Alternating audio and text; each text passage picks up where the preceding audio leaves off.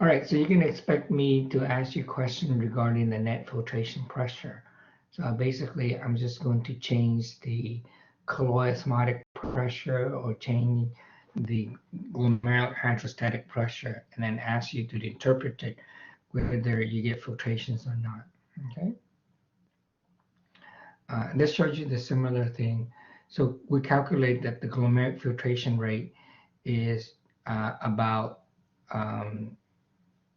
125 milliliter uh, milliliter a minute, or the kidney is roughly make 180 liter a day in the male, a little less than female. But note that we only normally you only make about 2 liter of urine. That's like 2 liters of fluid loss, if you will. If you wanted to maintain in good water balance, you have to take in 2 liter, equivalent to 8 cups of water, if you will, um, to maintain your balance. If you drink more than you produce, then you have a positive water balance.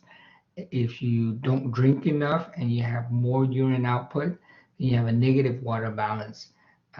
That's result from dehydration.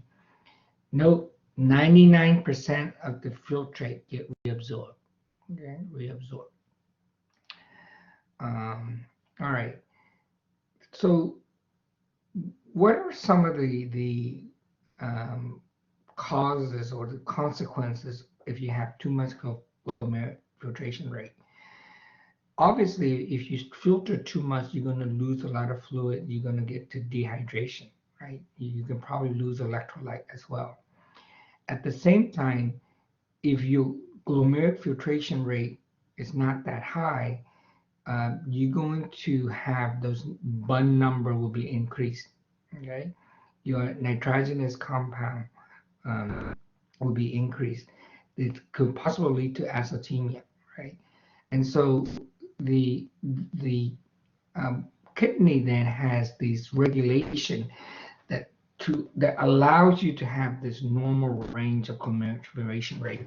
Even in some cases that you might have a spike in blood pressure, that means hydrostatic pressure at the glomerulus could go up normally 60 to 100, 90 to 100, so you get more filtration, but it's auto-regulate, if you will.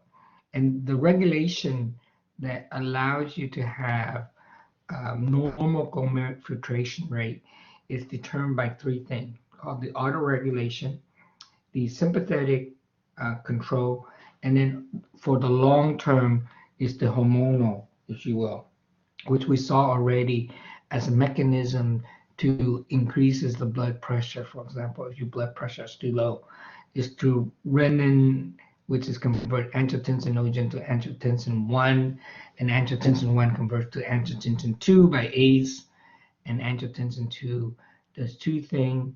It's a major vasoconstrictor, but it also stimulates the adrenal cortex to put out aldosterone.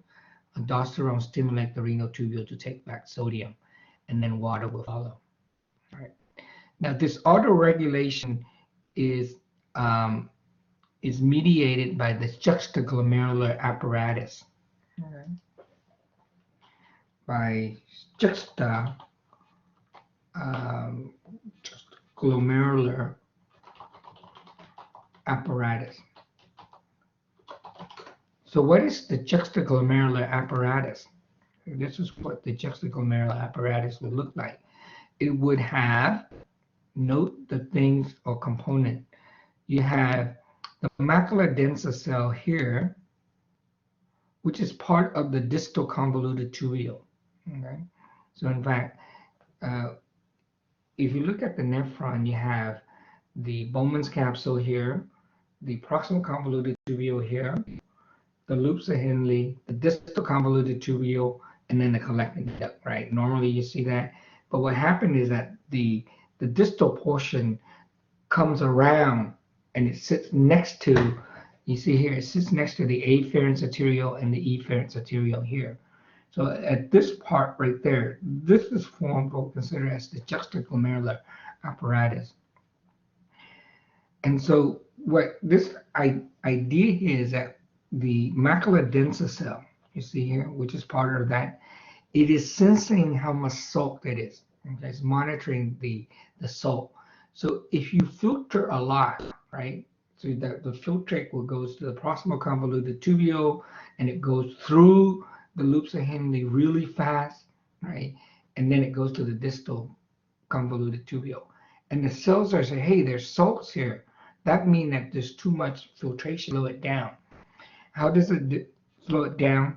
Well, through communication with the mesangial cell and this juxtaglomerular cell. The juxtaglomerular cells are they're kind of like smooth muscle, and so when the cells sensing there's so much salt, it tells the juxtaglomerular cell to constrict. By constricting, you also causes the afferents arteriole, this one, to constrict.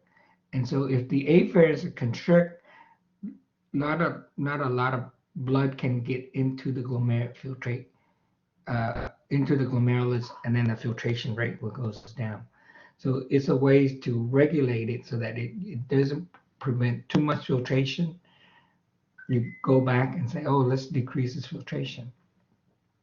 Now, if if you don't have a lot of filtration, this cell can also sense how much filtrate goes through, and it says, oh, the filtration is too low.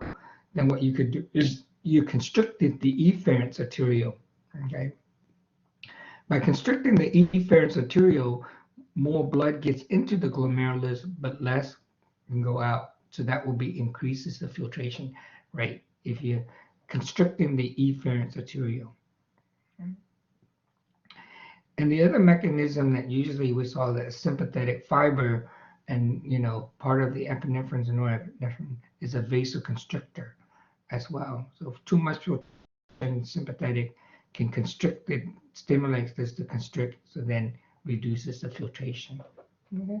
And then you can do it also hormonally if you have too much or not enough. Hormonal is regulated through aldosterone. All right, so this is also show you the similar thing. The macula densa cell, which is part of the loops of part of the distal convoluted tubule. Okay, the afferents arteriole and they call it granular cell, but they're similar as juxtamedullary cells, and they're smooth muscle. But note when this is constrict, glomerular filtration rate goes down.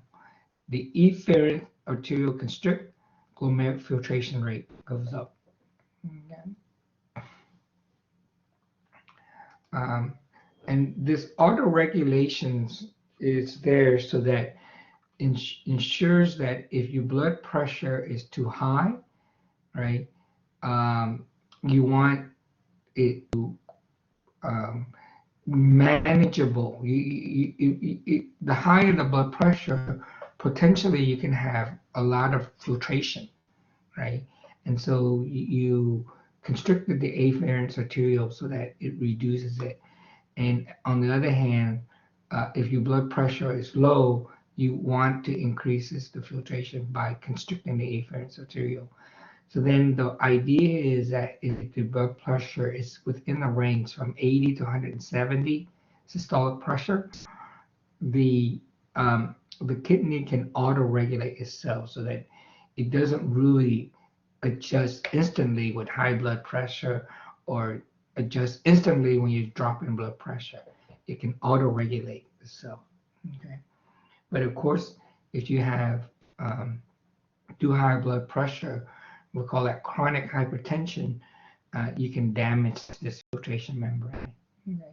And that's the consequence of if someone have high blood pressure and not control it, they can have renal failure ultimately. Okay. Not only that, but sometimes if these are afferents arteriole who constantly have higher blood pressure than normal, it will exhibit we'll typically call it the onion um, skin uh, phenotype. So it looks like this. What that means is that it's, the blood vessel is smooth muscle, right? Smooth muscle. So typically it's like this, but if you exert a lot of pressure on it, it can stimulate it to proliferate, just like strength conditioning, except the skeletal muscle, you can't divide. It grows by hypertrophy. But here you get more smooth muscle that comes up, and pretty soon the lumen gets smaller. And the lumen gets smaller because you get thickening of the blood vessel. And then over time, it doesn't bring blood anymore into that. And then you can have problem as well. Okay. So basically, this is the auto regulation that I talked to you about. Tubular glomerular feedback. The macula densa cells of the distal convoluted tubule. Okay. So negative feedbacks and control glomerular filtration, a high glomerular filtration rate. The macula densa cells causes the constrictions of the afferents arteriole, reduces glomerular filtration rate. Okay. Now, what about the sympathetic control of the glomeruli, right? Obviously, when you guys are exercising, the blood pressure will go up. Okay. That's sympathetic nervous system innervation. The blood pressure goes up to pushes more blood within the cardiovascular system faster, so that you can bring oxygen and nutrient to the skeletal muscle, who burn up, uses oxygen to break down glucose to generate ATP for contraction, right? And then potentially you can have higher filtration rate, but we saw that the epinephrine, or the sympathetic control, can cause us the afferents arterioles to constrict. Okay. The take-home message: constrictions of the afferent arteriole reduce glomerular filtration rate. That's it. Constrictions of efferents arteriole will increases the glomerular filtration rate.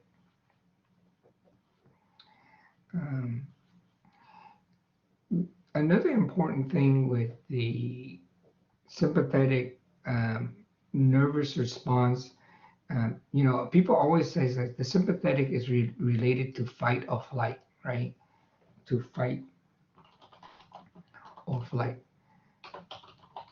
response. So, when it's a system that turns on when you're fighting or you're running away.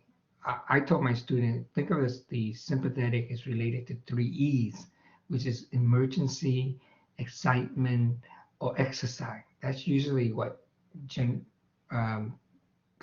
causes the sympathetic nervous system to turn on. Right.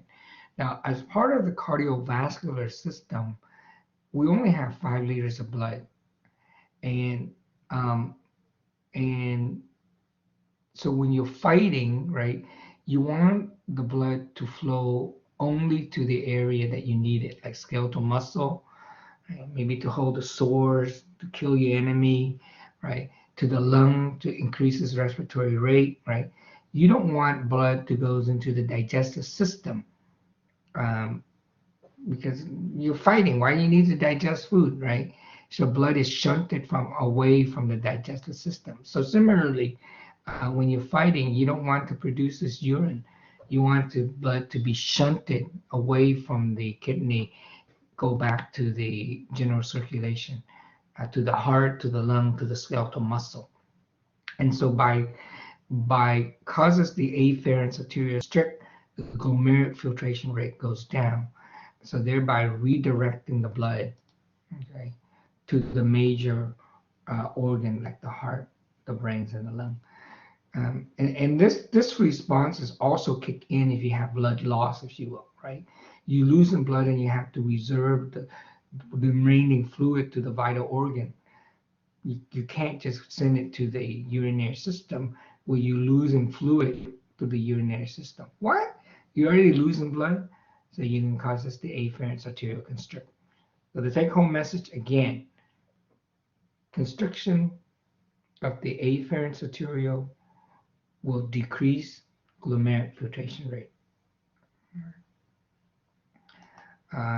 So similarly, the hormonal control, we saw this already, particularly as a way to increase your pressure should blood volume decrease.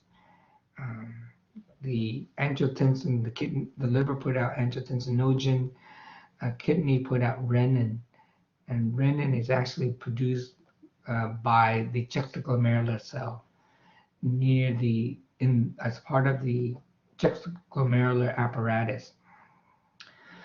Renin converts angiotensinogen to angiotensin 1. The lungs A's convert angiotensin 2. Angiotensin 2 is a major vasoconstrictor. You can see here vasoconstriction, but it also stimulates the adrenal cortex to put out aldosterone. Aldosterone stimulates the kidney to take back sodium, salt, water retention. And essentially, angiotensin 2 does a third thing that I didn't talk about, which is stimulate the hypothalamus to have this thirst sensation. But typically, whenever you have your mouth is salty, that's what is the trigger for thirst, and then you have to seek out ways to fulfill that thirst, satiation, that thirst, and that is by drinking.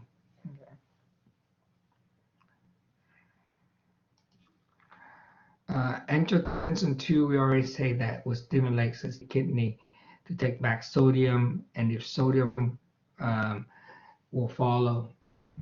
Angiotensin causes constriction of the efferent arterial too. That's the other function, to increase glomerular blood pressure and the filtration. All right. So tubular secretion,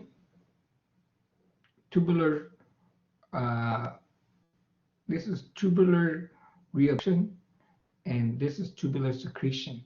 Okay. Interestingly, if you look at renal clearance of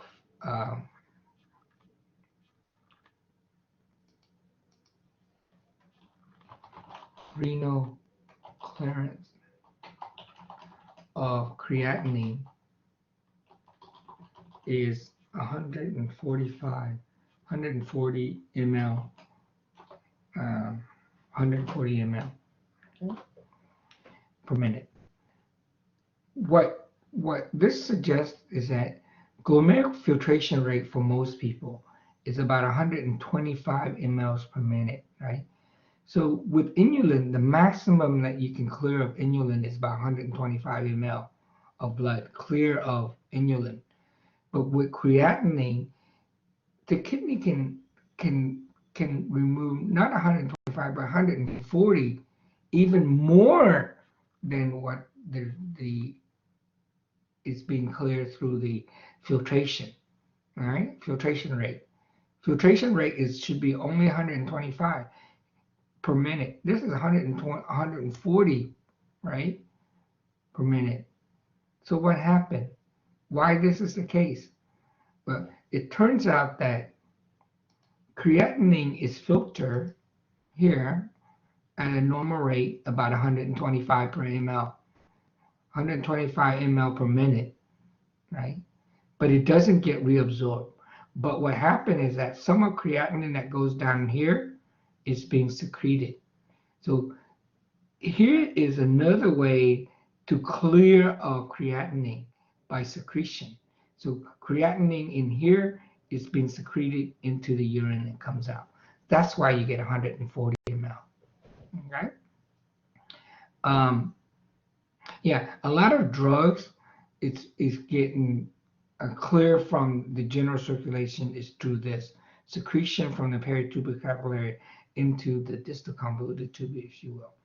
This is known as tubular secretion. Remove additional waste from the blood, add them to the filtrate. Okay. So once the filtrate reaches the collecting duct, it's known as reabsorption. Are there any question? Okay, let's continue then. Peritubular capillary. The important thing with the note with the peritubular capillary, right? So you can think about it. The glomerulus rate, the fluid is leaving the blood in the glomerulus, right? And so what remain there is really concentrated blood. Has red blood cell, white blood cell, but not a lot of fluid. That concentrated blood goes into the efferents arteriole, then what goes into the peritubular capillary. Okay, and so here you can say within the peritubular capillary, it has pretty high colloosmotic pressure, right? Because of this high colloosmotic pressure, right? It can actually draw the fluid from the proximal convoluted tubule into it, okay, as you see, and then by osmosis, it's then carry on the other stuff in it. So that's all. Just to note that what is the power for the fluid to get into the peritubular capillary? What draws it is because it has high colloosmotic pressure. It has high colloosmotic pressure because the blood in the efferents arteriole is very concentrated. It has already lost the fluid, right? And concentrated blood go on into the peritubular capillary. Then it's acting like high colloosmotic pressure. Okay. So a little bit about the proximal convoluted tubule. Proximal convoluted tubule. Okay, yeah. Reabsorbs 60% of glomerular filtration, right? Okay, that's the second part. So remember, we're talking about how urines are made. The first thing is filtration, and the second thing is proximal is reabsorption. And by the way, a nice exam question might be is, where does major reabsorptions occur? Right? The answer is proximal convoluted tubule. You can see here, right? That's where a lot of reabsorptions occur. Okay. It certainly we didn't really consider them, but if you add them all of the proximal convoluted together, it has a lot of length. I mean, it's very long, great length, has a lot of microvilli, of course, to increases the surface area for reabsorption, and it has a lot of mitochondria involved in active transport. So if you don't have any oxygen, right, because of hypoxia, ischemia, because less flow to the kidney, the cell that is most sensitive is the cells at the proximal convoluted tubule. Okay, they need that oxygen for it to do this job. Okay. It's reabsorptions of chemicals through different processes, either transcellular or pancellular, okay, which is through and across between the cells. That's not really important. What is important I wanted to mention to you is this, okay? And that is, if you look at here, okay, at the proximal convoluted tubule, right? So let's say this is glomerulus, this is the afferents arteriole, here's a Bowman's capsule, okay, and here's a PCT, and PCT is going to reabsorb like glucose, right? Now, there is how much it can transport. The glucose maximum transport rate, that's people tend to write them as TM. For maximum transport rate is about 320 milligram per minute. Right? Now, I calculated for you so that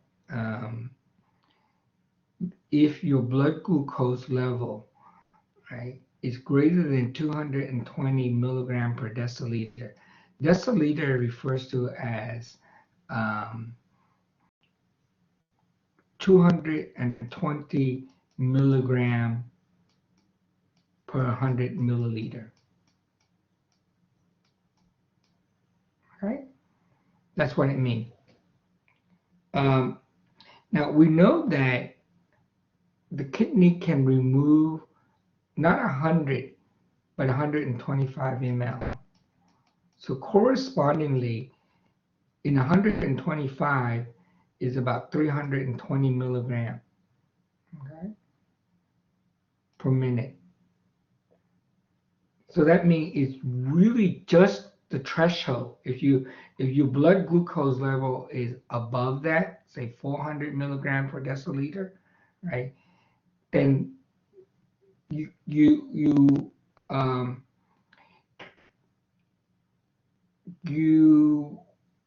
exceeds the transport rate of glucose.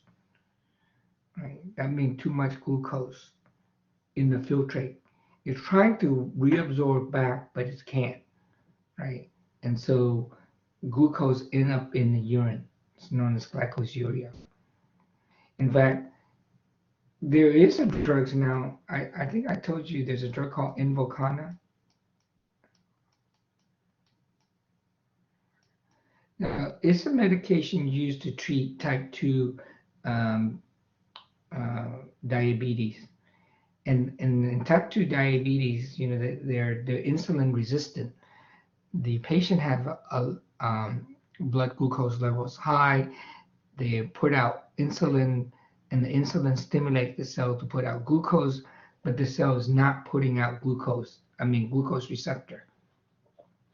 And so therefore the insulin uh, resistant. They have insulin, but the cell is not making glucose receptor, particularly the skeletal muscle. So it can't take in glucose. And blood glucose level is very high. Glucose is going to get filtered in the proximal convoluted tubule, right? But what if you use this Invokana drug? It blocks the glucose uptake. It blocks it. And by blocking it, glucose ends up in the urine. So it's a way to help the diabetic person to get rid of glucose in the urine.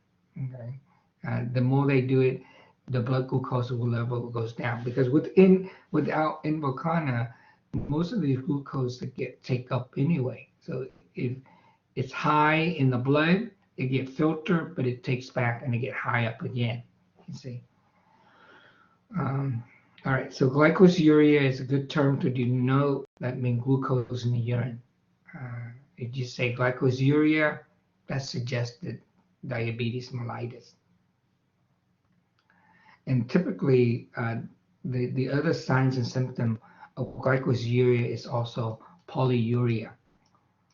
Because you have a lot of glucose, water will follow it. So you're going to produce a lot of urine output. So instead of 2 liters, it could be up to 5 liters a day. Okay. And if you lose a lot of fluid, other sign and symptom will be thirst, severe thirst. Okay.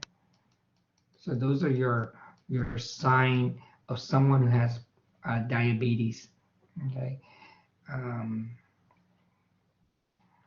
In fact, I think I'll tell you now this.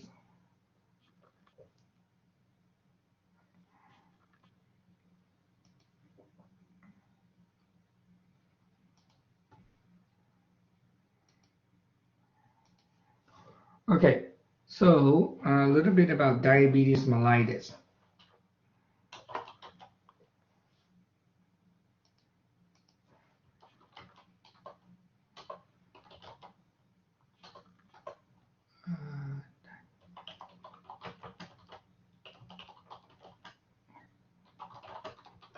type 2 versus type 1. Right? Now, type 2 is usually in a adult. They're considered insulin resistant. Type 1 is where uh, a child is born and their T cells or the B cell produces antibody that destroy the beta cell, right? And so from the get-go, the child has no insulin. So then every time after a meal, you have to have an insulin shot. So type 1 is known as juvenile diabetes, like Nick Jonas, for example. Um, he has juvenile diabetes. So this is known as juvenile.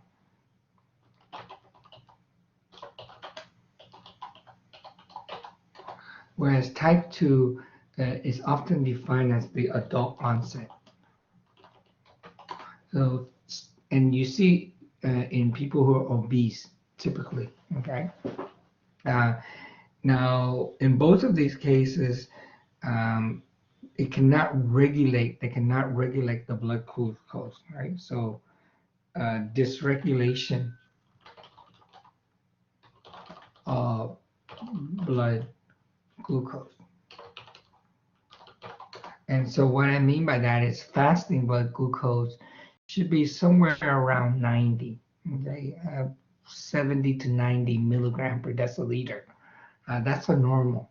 But you go up to 200, 300, 400 milligram per deciliter, that's high concentration of glucose in the urine, in the blood. So we call that hyperglycemic. Okay? That's defined as too much glucose in the blood. Example, say 300 to 400 milligram per deciliter. Deciliter means 100 ml. Okay, so hypoglycemic is often what you see in diabetes mellitus, type 1 and type 2. As such, glucose is getting filtered. It will attempt to transport or reabsorb, but it can't. So you will end up you will see glucose in the urine, and glucose in the urine is known as glycosuria.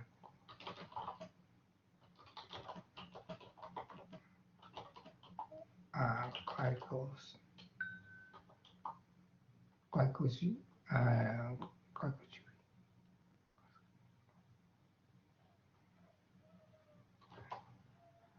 glycosuria. Okay, glycosuria. And the other things that you see, and that is because there's a lot of glucose, it has the ability to take fluid. You're going to get polyuria, and polyuria means many. Poly mean many, but it's really mean increase urine output. Right? And accompanied with that is thirst. So there, those are your signs and symptoms of people who have diabetes, SNS. You see glycosuria, you see polyuria, and you see thirst. And the person might be hypoglycemic, okay? Now, compare that to diabetes insipidus.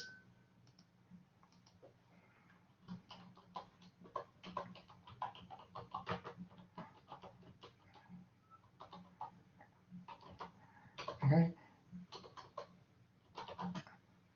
Diabetes insipidus is caused by,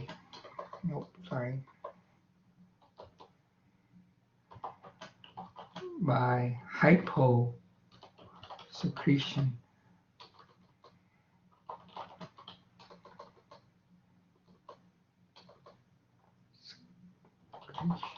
of ADH.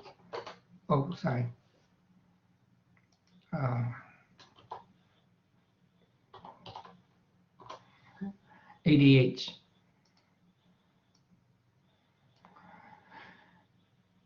Typically, it's iatrogenic, like a surgeon goes into you removing a brain tumor, and he damaged the hypothalamus.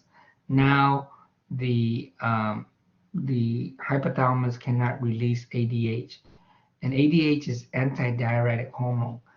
It stimulates the renal tubule to put out water channel, aquaporin, and in doing so, you're going to take back the water. So you don't have a lot of urine. But if you don't have a lot of ADH, so hyposecretion, you're going to get polyuria. Right? You're definitely going to see a lot of urine output. So polyuria. And thirst. That's what you see. Okay. Do you see glucose in the urine? No, no glucose in the urine. And the person is not hyperglycemic. No glucose in the urine and not hyperglycemic. So in other words, the person has normal blood glucose level. Okay? So that's case scenario number 2, diabetes insipidus. Case scenario number 1, diabetes mellitus. Okay? Now, before we go on a break, I want you to figure out for me what might cause this. Okay, this is a case number 3 in which a person is has polyuria and glycosuria, right? Thirst, right? But normal blood glucose level.